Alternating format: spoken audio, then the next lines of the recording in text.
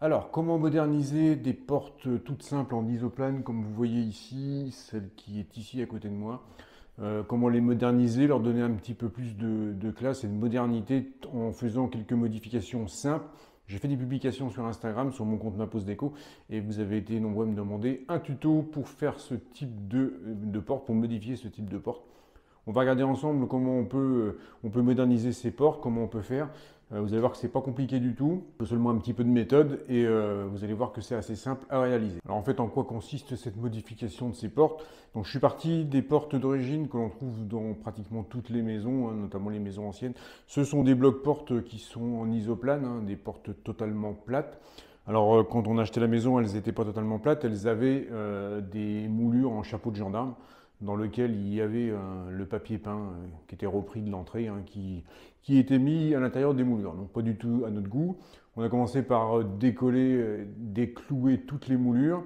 On a fait un bon ponçage, un petit peu d'enduit sur les portes et je les ai repeintes en blanc, enfin elles ont été repeintes en blanc pour leur donner déjà un aspect un petit peu plus neuf. Ensuite, qu'est-ce que je suis venu faire? Je suis venu apposer sur ces portes ce qu'on appelle, ce qu'on pourrait appeler communément des moulures, hein. Donc ce sont des parties qui sont en bois, qui sont réparties suivant un dessin que j'ai imaginé, que j'ai décidé de faire, hein. Donc on a trois bandes identiques qui font 100 mm de large et une bande en partie basse qui rehausse le soubassement de la porte qui fait elle 160 mm de haut. Et du coup, tous les montants verticaux sont également en 100 mm de large. Donc c'est un dessin que je me suis fait par rapport à mes portes. Donc ça fait à peu près trois panneaux, trois cadres identiques sur chaque porte. Et je me réfère à chaque porte pour que tout soit aligné de manière à avoir quelque chose de continu quand je vais finir toutes les portes. Ici, sur ce pan de mur notamment, ici, j'ai trois portes qui sont vraiment très proches les unes des autres. Donc il faut veiller à ce que tous les éléments soient bien à la même hauteur, de manière à ce que ce soit joli et que ça représente quelque chose d'assez symétrique. Alors qu'est-ce qu'il va nous falloir pour réaliser ce type d'encadrement de porte, ce type de moulure? Alors moi je travaille avec du MDF. Voilà, c'est du MDF, c'est ça, hein, c'est aussi ce qu'on appelle du médium. Je travaille avec du 6 mm d'épaisseur. Au-dessus, ça fait vraiment assez imposant, donc je ne voulais pas mettre plus que 6 mm d'épaisseur. Il existe en 3 mm, mais là je trouve que c'est vraiment trop petit. Donc moi j'ai choisi du 6 mm. Alors il existe des panneaux tout prédécoupés, hein, notamment dans les grandes surfaces de bricolage.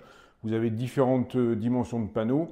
Moi, je suis parti à la base de panneaux de 800 par 600 de mémoire. Et comme je suis équipé d'une scie sous table, je le découpe à mes mesures selon les plans que j'ai fait. Par contre, si vous n'avez pas de quoi découper directement des panneaux, vous pouvez, dans les grandes surfaces de bricolage qui font du bois à la découpe, faire découper vos éléments en 100 mm comme ça, puisque globalement, et à peu près dans toutes les enseignes de bricolage, la limite, c'est 100 mm. En dessous, ils ne veulent pas descendre, mais 100 mm, ils peuvent vous découper des bandes comme ça et que vous n'aurez, vous, plus qu'à retailler dans l'autre sens. Alors, si, c'est pareil, hein, suivant la grande surface de bricolage, si vous avez tous vos plans, tout votre calpinage, comme on appelle, c'est-à-dire vos différentes dimensions de tous vos éléments, eh bien, peut-être qu'ils peuvent aussi vous les recouper à longueur.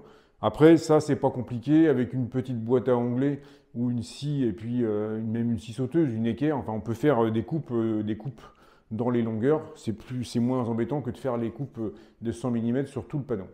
Donc, soit vous achetez des panneaux, soit vous faites découper directement dans des panneaux chez la grande surface de bricolage et vous aurez directement vos éléments. Ensuite, qu'est-ce qu'il va nous falloir? Donc, du mastic colle, ça c'est, ouais, ici c'est ni clou ni vis, hein, de chez Patex, j'utilise beaucoup parce que je trouve ça colle bien. Donc ça va nous permettre de coller les différents éléments sur le bloc de la porte. Alors moi je fais en plus avec ça c'est une clouteuse, hein, c'est une clouteuse électrique. Si vous n'avez pas ça ou d'agrafeuse qui peut enfoncer des petits clous, eh bien vous prenez tout simplement des petites pointes. Ça va vous permettre de maintenir bien appliquer vos éléments lors du collage. Donc moi je fais l'un et l'autre et ça tient très bien. Deuxième produit que j'utilise aussi pour ça, c'est du mastic acrylique. Du mastic acrylique qui me permet de faire un petit coup de joint entre chaque jonction entre chaque morceau de bois et la porte elle-même. Ça permet d'avoir des jonctions propres et quand on peint, de ne pas avoir, vous savez, des petits endroits où la peinture rentre bien sous le bois, des petits endroits où vous avez des espèces de trous, ça fait pas très joli. Donc avec un petit coup de mastic acrylique comme ça, en plus ça se peint, donc vous le faites avant de peindre et vous aurez un résultat nickel. Également sur les surfaces des MDF, hein, donc sur les surfaces du MDF, quand vous allez placer vos éléments et vous allez mettre vos pointes ou vos agrafes comme je le fais moi, vous allez avoir des petits défauts, hein, puisqu'on va voir le trou de la tête de pointe. Donc moi je passe un petit coup d'enduit, un enduit de lissage. Je le passe sur les petits trous pour masquer les trous de pointe. Et j'en mets un petit coup aussi aux différentes jonctions, comme on peut voir ici, puisqu'ici ce sont des montants verticaux et on a des montants horizontaux qui traversent la porte. Et puis ici aux jonctions, à chaque jonction, j'en mets un petit coup d'enduit. Ça permet de masquer les jonctions et d'avoir quelque chose de nickel. Et après avec la peinture, ça finit tout et c'est vraiment très propre. Alors pour démarrer la réfection d'une porte, la première chose à faire, ça va être de prendre nos dimensions, les dimensions disponibles sur la porte. Comme on sait bien, la porte, elle vient s'encastrer dans ce qu'on appelle l'encadrement de porte ou la chasse de porte. Donc on a une zone sur le côté de la porte où on ne pourra pas venir mettre de surépaisseur, parce que sinon la porte ne fermera plus. Ce qu'on va faire, c'est qu'on va venir fermer la porte comme elle est ici, et avec un crayon à pointe fine, alors moi j'utilise du 0,5, hein, ce sont des porte-mines en 0,5. On va venir tracer le contour de notre encadrement de porte complet une fois que la porte elle est fermée. Et ça va nous donner l'encombrement maxi de nos moulures. Ça, c'est le point de départ. Une fois qu'on a fait ça, ensuite, on pourra dépendre la porte pour travailler à plat. Une fois que notre porte elle est à plat, maintenant, on va pouvoir prendre précisément les dimensions utilisables sur le panneau de porte pour mettre nos moulures, que ce soit sur les côtés et également en haut, hein, puisque c'est pareil, en haut, elle vient en encastrement. En bas, c'est moins gênant parce qu'en bas, elle est libre, donc on peut aller jusqu'en bas de la porte pour mettre notre moulure.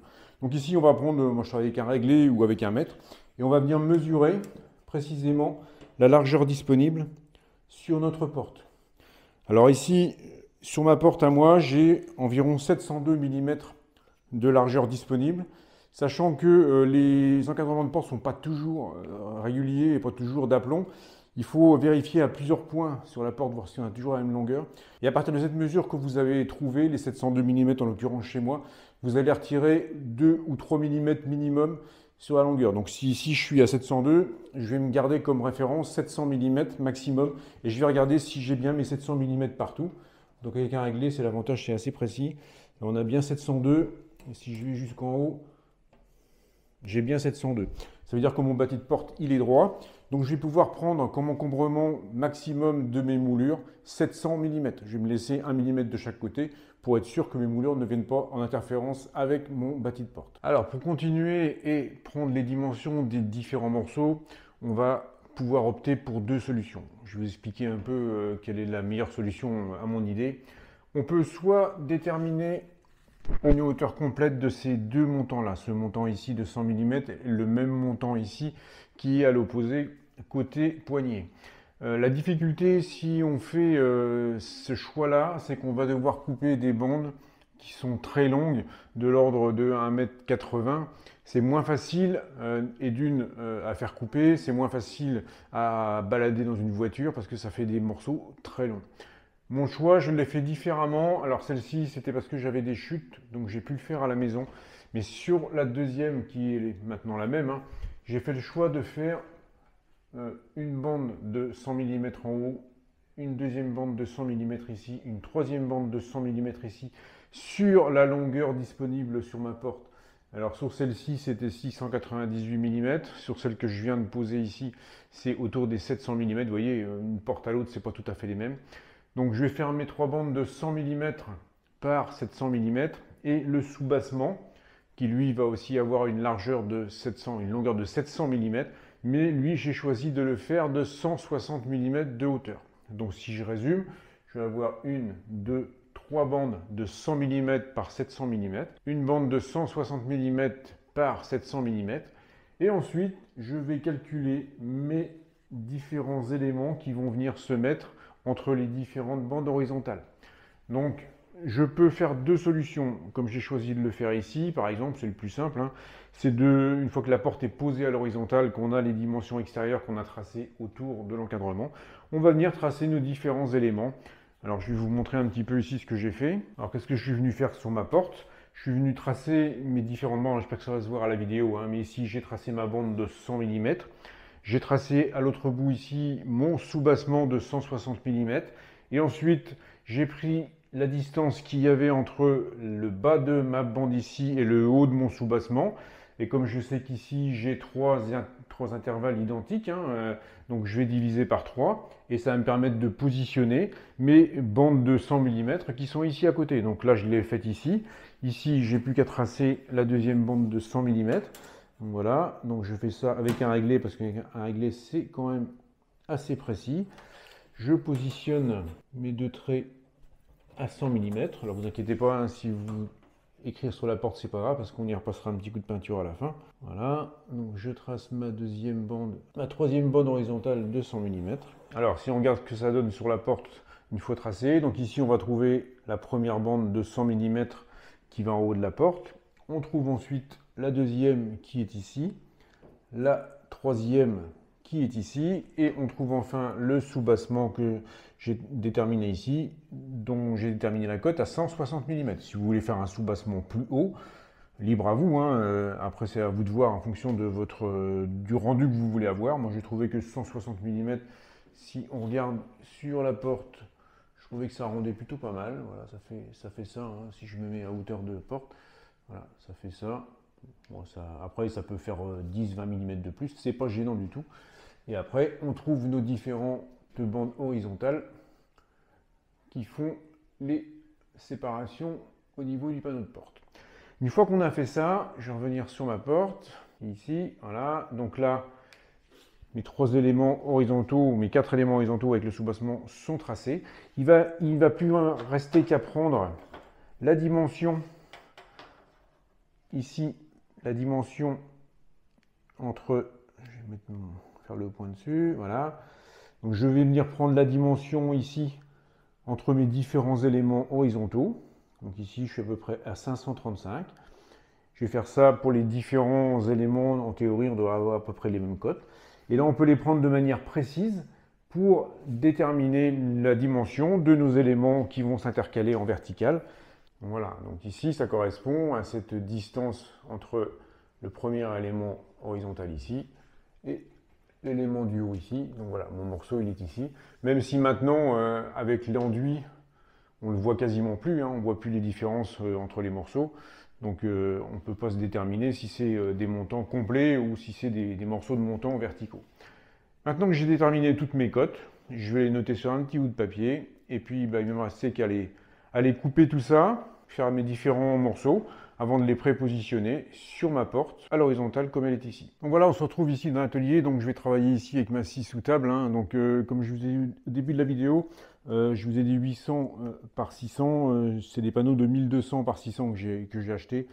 Ça vaut grosso modo 10-15 euros, hein, en grande surface de bricolage. Si vous les faites découper, ça sera un petit peu plus cher parce qu'il faut payer le prix de la coupe.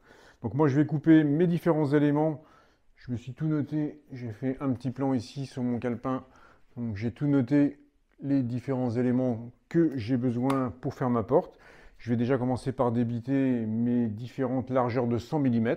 Après je les mettrai à longueur sur ma scie à onglet. Allez c'est parti, je commence à couper mes morceaux de 100 mm.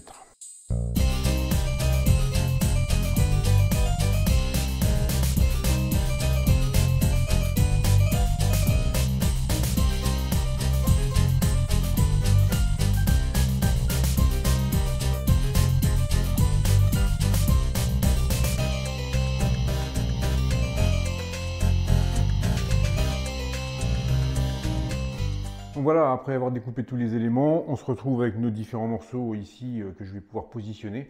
Alors que ce soit vous qui les ayez découpés ou que vous ayez fait découper chez votre grande surface de bricolage, vous allez retrouver votre ensemble d'éléments.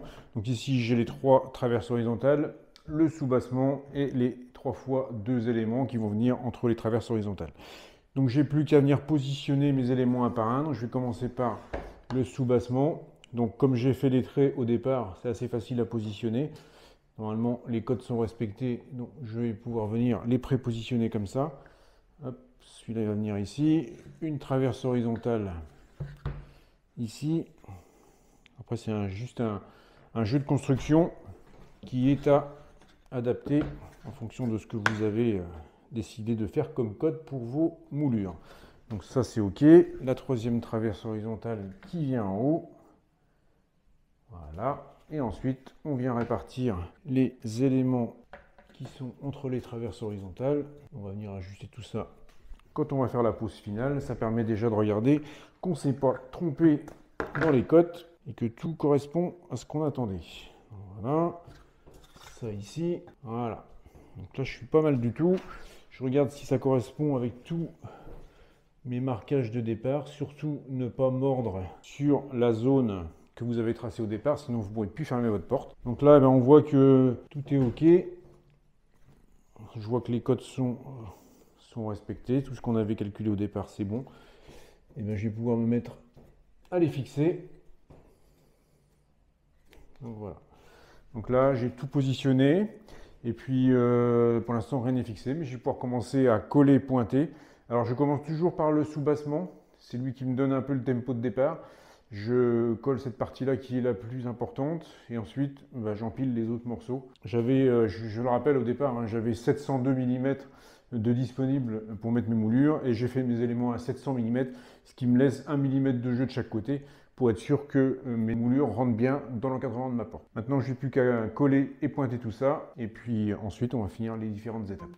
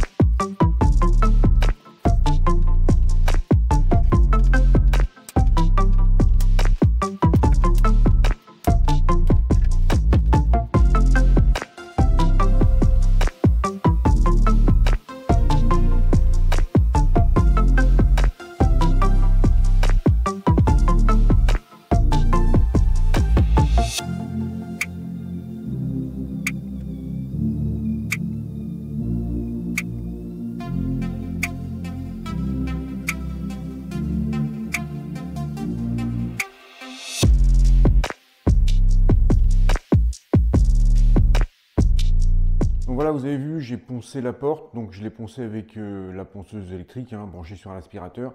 Si vous n'avez pas de ponceuse, vous pouvez très bien poncer l'enduit et puis les surfaces à la main, c'est pas compliqué parce que l'enduit ça se ponce très bien. J'ai poncé au grain 120, c'est un grain intermédiaire qui fait à peu près tout, donc ça laisse une surface intéressante pour peindre, ça laisse une surface bien lisse sur le MDF et ça ponce bien tous les endroits où on a mis de l'enduit. J'ai retourné la porte pour vous parler du dernier point qu'il y a à voir pour cette rénovation de porte, c'est de remettre les poignées. Alors soit vous remettez les poignées d'origine, donc celle-là, on voit ici, j'ai enlevé ça, il y a 4 trous, donc il y a les 2 trous de fixation qui sont en partie haute, et vous avez le trou du carré principal pour la poignée, et ici, comme c'est une porte de toilette, le trou secondaire pour le loquet de fermeture des toilettes. Moi, j'ai choisi de ne pas remettre ces poignées-là, mais si vous remettez les mêmes, il vous faudra retourner votre porte, comme je l'ai fait là. Et ensuite, vous allez... Alors moi, je reviens un peu en arrière. Je vais utiliser que les 2 trous des carrés, puisque moi, je vais mettre ces poignées-là qui sont fixées directement autour des trous. La seule chose, c'est qu'il faut faire le repérage des trous, puisque de l'autre côté, comme on a mis les panneaux de bois, de l'autre côté, ils sont masqués. Donc, on va repartir de ce côté-là. Voilà, on va faire, je prends une petite mèche, j'ai une petite mèche de 2 mm, et je vais percer par-dessus ce côté-là, je vais percer dans le centre de chaque trou qui m'intéresse. Donc si c'est les 4 trous, je perce les 4 trous. Si c'est juste les 2 trous de manœuvre des carrés, je perce que, moi je dis ce que je vais faire. J'ai percé que les 2 trous de manœuvre. Donc voilà, Voilà, j'ai le premier trou qui est fait. Et là, c'est pas du tout centré. Donc, je vais le faire quand même comme ça. Voilà. Donc, mes deux trous sont faits. Donc, ils vont réapparaître de l'autre côté sur mon MDF. Donc, si j'avais voulu mettre cette poignée-là, j'aurais aussi percé ceux-là. Ceux-là, je vais les boucher à l'enduit puisque j'en ai plus besoin. Et je vais remettre ma porte dans l'autre sens.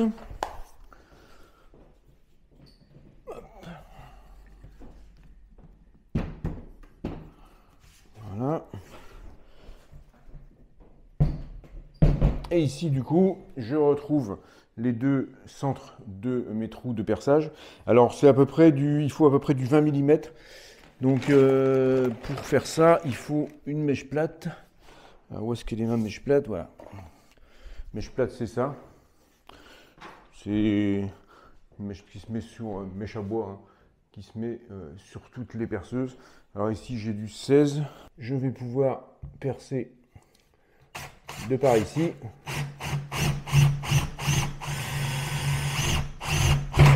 Voilà, j'arrive dans le... Et je vais percer le deuxième.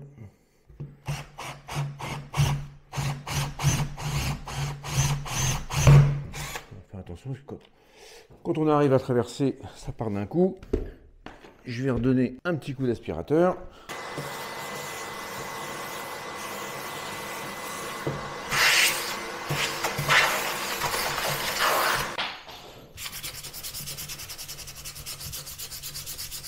Donc, maintenant que j'ai mes trous pour manœuvrer, enfin pour mettre mes carrés, je vais pouvoir repositionner mes poignées. Donc, une ici, et puis le deuxième va me servir à faire, à mettre le loquet de verrouillage de la porte des toilettes. Et puis, c'est terminé. Alors, on arrive à la fin de cette vidéo. Dernier détail avant la mise en peinture. Donc, vous avez vu que moi, j'ai tout poncé partout pour que le MDF soit bien lisse. Quand vous passez votre première couche de peinture, vous allez peut-être avoir un peu de fibre du MDF qui va se relever, qui vont se relever.